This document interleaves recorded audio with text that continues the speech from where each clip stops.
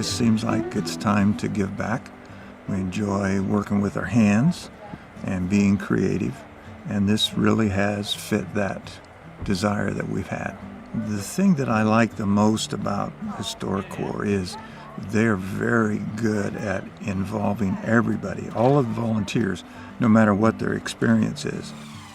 They're very good at training and showing and demonstrating how to use tools. If you're within, a 1/16 of an inch of your cut doing rough framing lumber like this, They also are good about asking, are you comfortable up on the roof? Are you comfortable using that tool?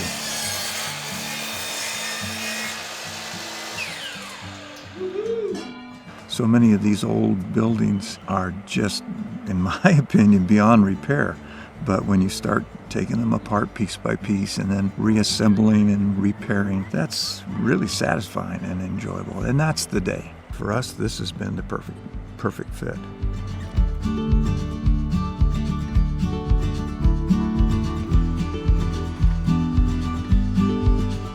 We are preserving 6 buildings on the Crescent Moon Ranch.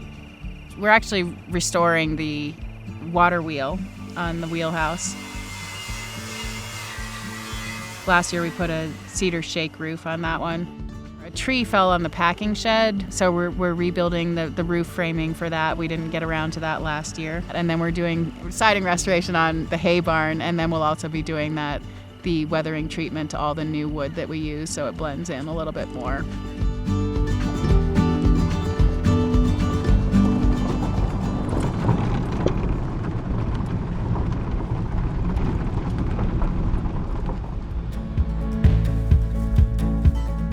the big question to me with any of these structures when I survey them or first come on site is, what's going to happen to it after we drop all that money and time into it?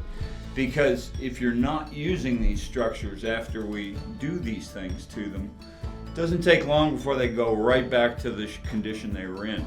Nobody's listening to the story of the building, and the building is telling you, I need this fixed, I need this taken care of. These buildings talk to you. They've got a story to tell you. And when you do preservation and restoration and stabilization, you got to listen to that story. No, that's all right.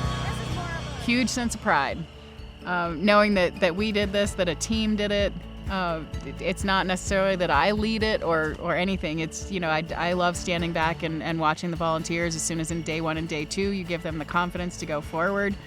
It's not only just seeing the building. When we leave, it's always, my heart is sort of, it's low on the last day. I'm like, I don't want to leave. Yeah, look what we did. I mean, it's beautiful. And by the end of 5 days with these volunteers, you truly you're really good friends with them, and they're connections that have held for me for 5 years that I've been doing this.